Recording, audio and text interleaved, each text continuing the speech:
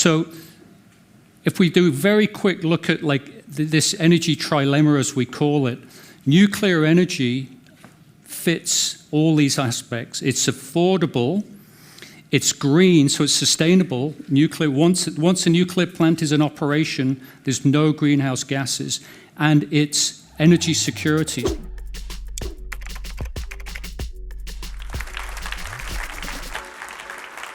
Good afternoon, everybody, and thank you, Damien, there he is, for the very kind introduction. And thank you to Gen 2 for inviting me back to present on this topic. So that was a great segue into what I'm going to talk about, so appreciate it, Damon. Energy transition is on the lips of everybody today, right? We all realize that it's something that we have to do as people and governments. It really is an imperative for us globally. So I want to take you through like what energy transition is, a very simple model to understand what energy transition is, and then go into the nuclear sector a little bit, and then give you some ideas about how you can invest in this sector if you wanted to. So all in about 4 minutes, so hang on to your hats, it's going to be fast.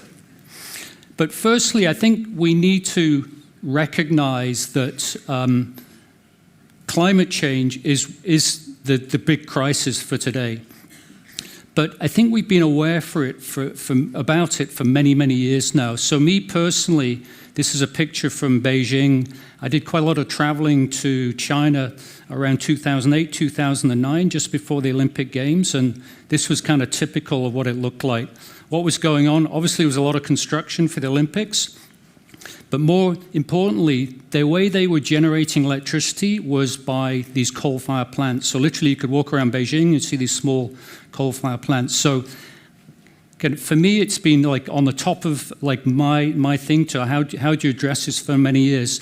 So I'd like to do a very quick poll. If you can put your hand up, when did climate change really become like a personal issue to you, like when you thought, okay, this is affecting me, it's going to affect my kids, it's going to affect my kids' kids. So me, it was like 2008. So is it the last 5 years that people, maybe you could just add a quick show of hands, the last 5 years, the last 10 years, like it's hard to see, the last 15 years, 20 years?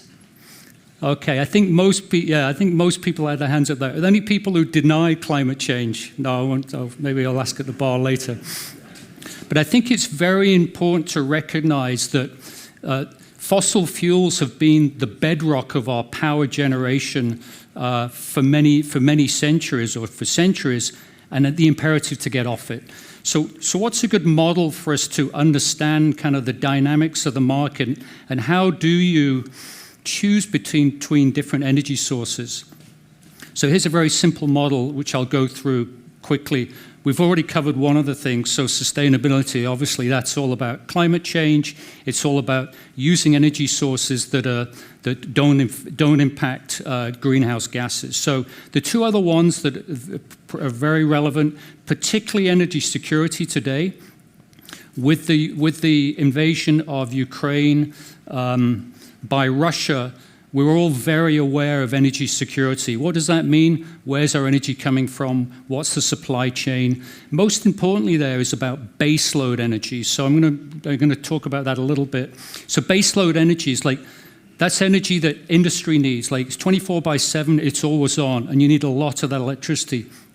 That's where governments are really trying to think about how they provide that energy security now. Lastly, energy affordability. This is obviously very relevant across Europe, particularly if you're in Germany. But it's a big issue. Like I shouldn't play it down. And I think what's happening in Germany right now with the deindustrialization, large manufacturers who have the option to either move or be relocated are not locating in Germany purely because of the price and the access to energy.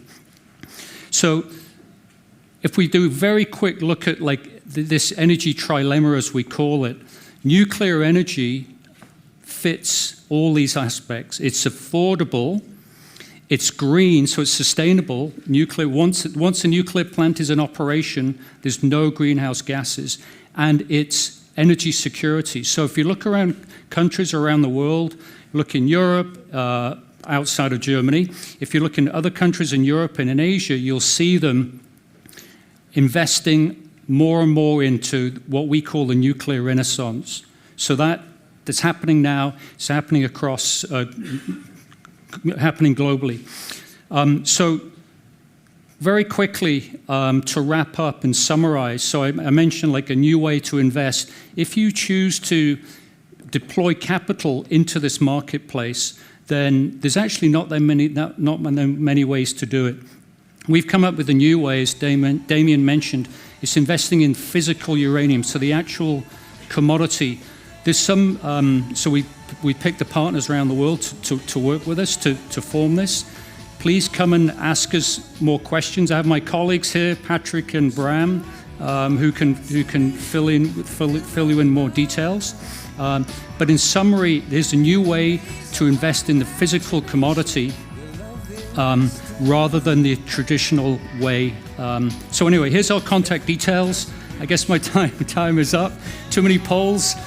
So yeah, please reach out to us. We're in the networking room. We have a booth. We've got some nice handouts as well. So thank you very much for your time, and we'll speak soon.